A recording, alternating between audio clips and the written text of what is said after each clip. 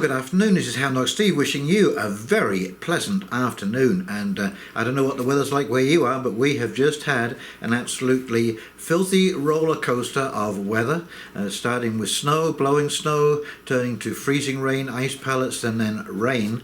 And so basically the 4 or 5 inches of snow that did fall is wet and heavy and slippery underfoot.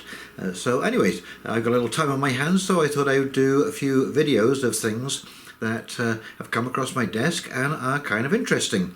This first one, I think we all know the story by now. This is a cruise ship, the Norwegian Breakaway. All of the crew and passengers were inoculated. Basically absolutely limited contact, set sail for New Orleans, and guess what, 10 cases of CV. So that tells you that the inoculations are not effective. It tells you that you can still catch and transmit CV whilst inoculated. And so again, it begs the question, what is the point of all of this passport, ID, locking people out, isolating people, excluding people? I mean, the evidence is just mounting more and more and more that this is not going to work. There's been this new variant has now been reported in every country of the world, even despite all of the travel restrictions and so on and so forth, and now on an isolated and fully inoculated cruise liner.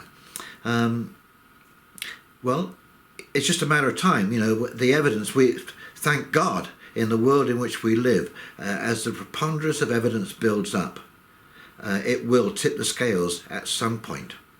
Anyway, let's just go over the article and then I'll come back and do a very quick wrap up. Okie dokie, here we go. And this from RT. CV outbreak on cruise ship with over 3,000 passengers. And here she is, the Norwegian Breakaway. 10 people have tested positive for CV on board a Norwegian cruise line ship bound for New Orleans, despite the strict rules in place that required all passengers and crew be inoculated. The vessel had departed the same city on November 28th and was scheduled to return there this weekend. On its route, the Norwegian Breakaway called at a number of ports in Belize, Honduras and Mexico, according to the Louisiana Department of Health. More than 3,200 people are believed to have been on board. Officials said in a statement that the cruise line has been adhering to appropriate quarantine and isolation protocols as new cases and exposures have been identified. On arrival in New Orleans, each passenger and crew member will undergo testing. Anyone presenting with CV will have to immediately go into quarantine either at home or in accommodation provided by the cruise line. So far, there is no information on the condition of the 10 passengers who are sick with CV. The outbreak occurred despite Norwegian's rules, which require all passengers and crew members to have been inoculated against the virus at least 2 weeks prior to any trip. Cruise ships gained notoriety last year when CV began spreading across the globe, and passengers were often denied the right to disembark. Forced to quarantine on board, some ended up dying at sea, while others eventually had to be rushed to hospital as their condition dramatically deteriorated. This prompted the US authorities to suspend all cruises for several months. So now I find it also very interesting that this new variant, the Omicron, as it's named, is basically very, very mild. Yes, it spreads like wildfire, but there's been no deaths associated with it as far as I know. I can't seem to locate any, but it is an extremely mild variant.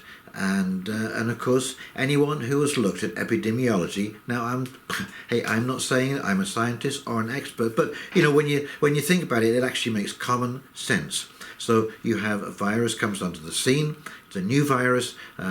What happens? Okay, it takes all the low-hanging fruit, all of the people who are vulnerable, all of the people with several comorbidities. That's your first wave.